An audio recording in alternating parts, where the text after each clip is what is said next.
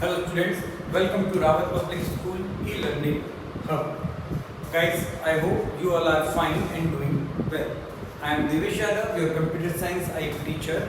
In today's module or in today's class, we will discuss about our syllabus of our subject Information Technology and Programming second. आज के इस module में, आज के इस class में बेटा हम जानेंगे हमारे बुक के पूरे कंप्लीट सिलेबस के बारे में कि हमारे बुक के अंदर कितना सिलेबस है, टोटल कितने चैप्टर्स हैं, वो चैप्टर्स कितनी यूनिट्स के अंदर बटे हुए हैं, कितने यूनिट का कितने मार्क्स का वेटेज है और बोर्ड एग्जाम्स में कितनी यूनिट में से लगभग कितने क्वेश्चन पूछे जाते हैं, number of questions. Okay guys, but class को शुरू करने से पहले गाइस एक बात जरूर आप ध्यान दीजिए.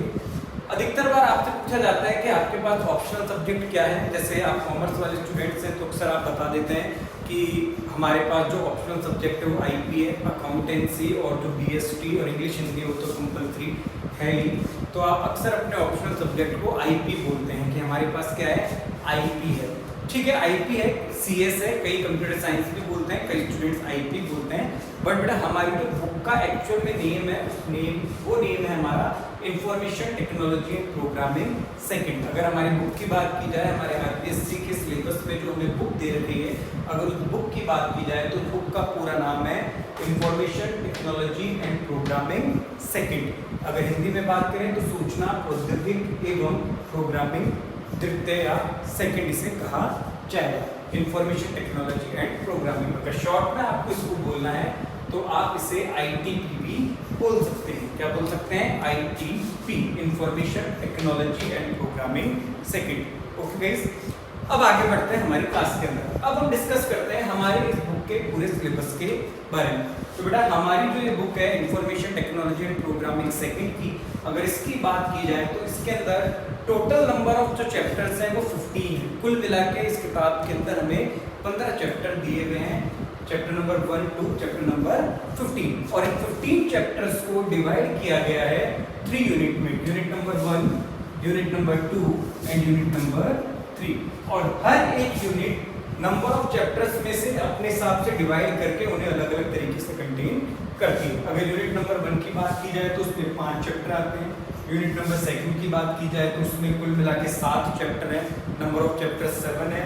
अगर यूनिट नंबर 3 की बात की जाए तो उसके अंदर जो चैप्टर हैं वो हमारे 3 चैप्टर हैं. Chapter number 13, 14 and 15. Okay guys, सबसे पहले बात करते हैं यूनिट नंबर 1 की. देखो बेटा, यूनिट नंबर 1 में आपको डेटा स्ट्रक्चर के बारे में बताया जाएगा. ओवरऑल कंप्लीट इसके बारे में बताया जाएगा, डेटा स्ट्रक्चर के बारे में. और उसमें जो 5 चैप्टर आपको दिए हुए हैं वो पांचों चैप्टर किस पे डिपेंड है? पांचों के पांचों चैप्टर आपके डेटा स्ट्रक्चर के ऊपर डिपेंड है. ऐसे अगर हम यूनिट नंबर 2 की बात करेंगे तो इसको पूरी प्रोग्रामिंग लैंग्वेज के ऊपर दिया हुआ है. जैसे आपने 11th स्टैंडर्ड में सी लैंग्वेज पढ़ी होगी, तो सी के बाद सी का जो एक्सटेंशन है, सी का जो नेक्स्ट वर्जन है वो है आपकी C++. तो यूनिट नंबर 2 में आपको 7 चैप्टर दिए हुए हैं. वो 7 के 7 चैप्टर किस पे डिपेंड है? C++ पे. और अगर हम इसे कुछ दूसरा नाम भी देना चाहें तो हम इसे ऊप्स भी कह सकते हैं. क्या कह सकते हैं बेटा? ऊप्स. ऊप्स का मतलब है ऑब्जेक्ट ओरिएंटेड प्रोग्रामिंग स्ट्रक्चर. मतलब आपकी जो यूनिट नंबर 2 है वो आपके ऊप्स पे डिपेंड है. मतलब आपकी C++ आपकी ऑब्जेक्ट ओरिएंटेड प्रोग्रामिंग के ऊपर डिपेंड है, जहां पर हम 7 चैप्टर्स को डिस्कस करेंगे. फिर हम बात करते हैं यूनिट नंबर 3 की. अगर यूनिट नंबर 3 की बात की जाए तो यूनिट नंबर 3 के अंदर हमारे 3 चैप्टर हैं, RDBMS, SQL and PL SQL. आपकी जो यूनिट नंबर 3 है वो 3 चैप्टर्स के अंदर डिवाइड है.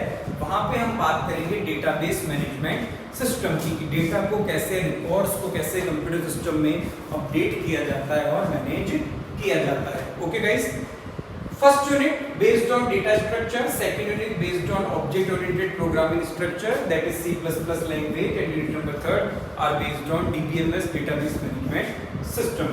Okay guys, अब एग्जाम के बिहार पे बात करते हैं. सबसे पहले अगर यूनिट नंबर 1 की भी बात की जाए तो बोर्ड एग्जाम के अंदर ये जो यूनिट है वो कुल मिला के वेटेज रखती है बेटा 22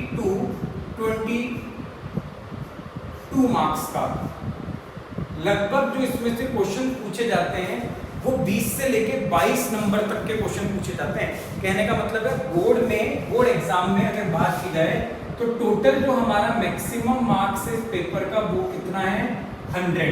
100 के बाद अगर बात की जाए तो थ्योरी जो पेपर है वो होगा कितने का? 56 का। फिर एक प्रैक्टिकल एग्जाम होगा जो कितने का होगा 30 मार्क्स का, और सेशनल मार्क्स जो स्कूल से जाते हैं जिन्हें हम सत्रांक कहते हैं वो कुल मिला के होंगे हमारे 14 नंबर के। अगर इन तीनों को जोड़ेंगे तो हमारा कुल योग आएगा 100। टोटल मार्क्स कितने हो गए 100। तो बेटा ये जो मैं आपको बता रहा हूँ कितने क्वेश्चन पूछे जाएंगे वो मैं आपको किसके बारे में बता रहा हूँ, थ्योरी वाले पेपर के बारे में बता रहा हूँ। अगर थ्योरी के जो क्वेश्चन है वो 56 मार्क्स का जो पेपर है उसमें से जो क्वेश्चन पूछे जाएंगे मैं उनकी बात कर रहा हूँ। तो यूनिट नंबर फर्स्ट में से 22 मार्क्स मतलब 20 से 22 मार्क्स तक के क्वेश्चन आपसे पूछे जा सकते हैं यूनिट नंबर फर्स्ट में से। अगर यूनिट नंबर सेकंड की बात की जाए तो यूनिट नंबर सेकंड में 16 to 18 16 से 18 मार्क्स तक के क्वेश्चन आपसे पूछे जा सकते हैं यूनिट नंबर सेकंड के अंदर से। और ऐसे अगर यूनिट नंबर थर्ड की बात की जाए तो यूनिट नंबर थर्ड के अंदर भी 20 से 22 मार्क्स तक के क्वेश्चन आपसे पूछे जा सकते हैं। यूनिट नंबर थर्ड में से भी 20 से 22 मार्क्स तक के क्वेश्चन बनते हैं। क्लियर है? यूनिट नंबर फर्स्ट जिसमें से 20 से 22 मार्क्स तक के क्वेश्चन आएंगे। देखो बेटा इसमें आपको 5 चैप्टर पढ़ने हैं। पहला चैप्टर है डेटा स्ट्रक्चर। इस चैप्टर के अंदर आप जानोगे डेटा स्ट्रक्चर क्या होता है या आप डेटा स्ट्रक्चर के ऊपर क्या क्या ऑपरेशन परफॉर्म कर सकते हो।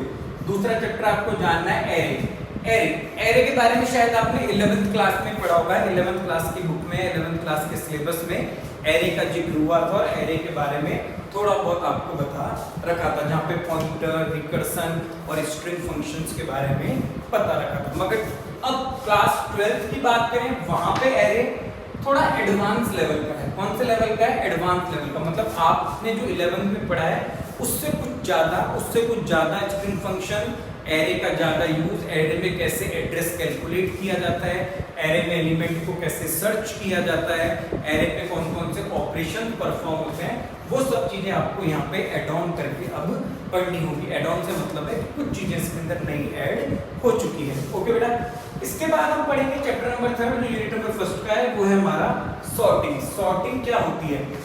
सॉर्टिंग का मतलब होता है डेटा को या नंबर्स को एक सीक्वेंस में जमाना। जैसे फॉर एग्जांपल हमारे पास कुछ नंबर है 3, 0, 8 और 7। अगर मैं इन्हें नंबर्स की बात करूं तो ये नंबर्स किसी सीक्वेंस में नहीं है।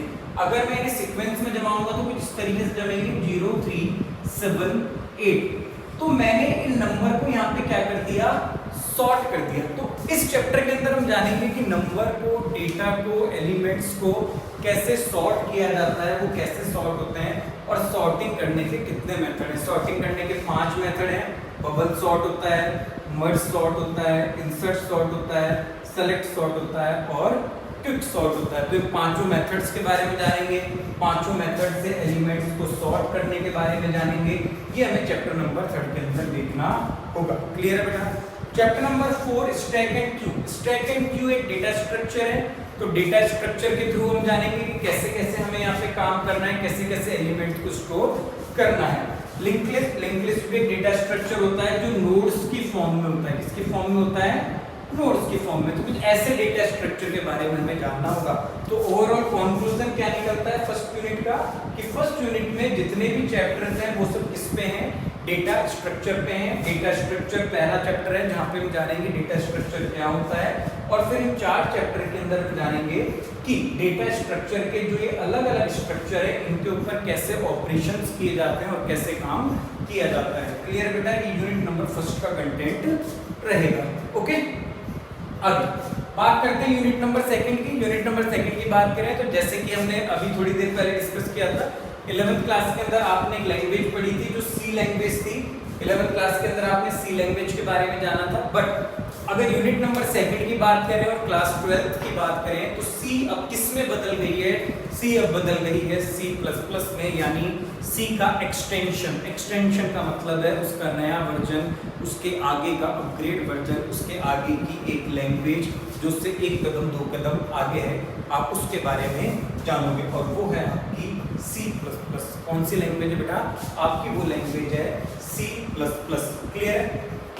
तो चैप्टर नंबर 6 में आप जानेंगे C++ के बारे में। फिर आप जानेंगे चैप्टर नंबर 7 के अंदर कि C++ में कौन से ऑपरेटर्स होते हैं। ऑपरेटर्स याद करो 11th में आपने पढ़े थे जो प्लस, माइनस और ये जो डिवाइड या फिर ये जो परसेंट ये जो डिवाइड है, ये जो परसेंट का सिंबल है या इनटू का सिंबल है, ये सब सिंबल्स क्या होते हैं, ये सब ऑपरेटर्स होते हैं। इन ऑपरेटर्स के बारे में आपको जानना है, आपको जानना है एक्सप्रेशन क्या होती है, कंट्रोल स्ट्रक्चर क्या होता है। आपको ध्यान होगा, आपने पढ़ा होगा लूप्स के बारे में, इफ के बारे में, इफ एल्स के बारे में, वो सब चीजें आपको थोड़े से एडवांस लेवल पे यहाँ पे दोबारा से देखनी होगी। चैप्टर नंबर 8 के अंदर आप जानेंगे फंक्शंस क्या होते हैं। फंक्शन जैसे आप जानते हैं एक सी के प्रोग्राम को चलाने के लिए मेन फंक्शन का होना जरूरी है। विदाउट मेन फंक्शन हमारा जो प्रोग्राम है सी लैंग्वेज का वो एग्जीक्यूट नहीं होता है। तो फंक्शन के बारे में हम जानेंगे। यहाँ पे कुछ ऊप्स की बातें हम जुड़ती जा रही है।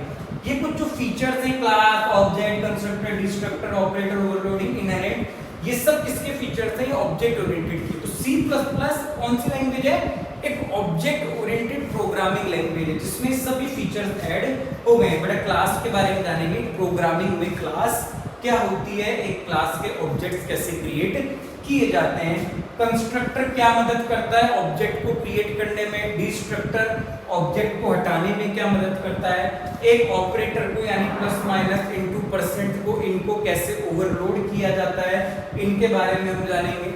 इनहेरिटेंस के बारे में जानेंगे कि एक बार लिखे हुए कोड को या एक क्लास के लिखे हुए कोड को दोबारा से हम कैसे काम में ले सकते हैं। तो ये सब चीजें हम जानेंगे C++ के अंदर, यूनिट सेकंड के अंदर, जो हमारी डिपेंड है ऊप्स स्ट्रक्चर पे, ऑब्जेक्ट ओरिएंटेड प्रोग्रामिंग स्ट्रक्चर के ऊपर, और जिसका वेटेज बोर्ड के अंदर रहेगा 16 to 18 मार्क्स का। क्लियर है गाइस। यूनिट नंबर 3 की बात करते हैं। यूनिट नंबर 3 में हम जानेंगे DBMS, RDBMS, SQL और PL/SQL के बारे में। अच्छा, DBMS की बात करते हैं। आप सभी को पता है, जैसे फॉर एग्जांपल कुछ हमारे पास डेटा है, कुछ एक बच्चों की इंफॉर्मेशन है जिन्हें हमने कॉपी में या फिर किसी पेपर के अंदर स्टोर कर रखा है। अब उस पेपर की अगर बात की जाए तो वहाँ पे ना तो डेटा हमारा सिक्योर है और ना ही हम उन चीज़ों को ढंग से अपडेट कर पाएंगे या डिलीट कर पाएंगे। बट अगर उन रिकॉर्ड्स उस पेपर के बजाय अगर हम कंप्यूटर सिस्टम में स्टोर करते हैं तो शायद उसे अपडेट करना, उसे सिक्योर करना, सब चीज़ें आसान होगी। तो यहाँ हमें यही देखना है कि कैसे एक डेटाबेस बनाई जाती है, कैसे उसके अंदर टेबल्स बनाई जाती हैं, कैसे उनमें रिकॉर्ड्स को इंसर्ट, अपडेट, डिलीट किया जाता है कुछ कमांड्स के साथ। वो कुछ कमांड्स किसके होंगे, SQL के भी हो सकते हैं और PL/SQL के भी हो सकते हैं। पूरा कॉन्सेप्ट DBMS, RDBMS वो सब हमें देखना है यूनिट नंबर 3 के अंदर, और यूनिट नंबर 3 का वेटेज मिलेगा 20 to 22 मार्क्स का। ओके बेटा, एक बार दोबारा से ध्यान दीजिए। ये जो हमारी क्लास है, आज जो हमने डिस्कस किया है वो हमने डिस्कस किया है कि हमारी जो बुक है information technology and programming second, सूचना प्रौद्योगिकी एवं प्रोग्रामिंग सेकंड की अगर बात की जाए तो उसके सिलेबस की बात की जाए तो उसके अंदर कंप्लीट चैप्टर है आपके कितने 15, और उन 15 चैप्टर्स को डिवाइड किया गया है कितने यूनिट्स के अंदर, 3 यूनिट्स के अंदर। सॉरी, यूनिट 1 कंटेन करती है 5 चैप्टर को। Unit 1 depends on data structure, unit 2 depends on object oriented programming structure, it's contain 7 chapters, and unit number 3 depends on database concept, it's contain 3 chapters, DBMS, RDBMS, PL/SQL।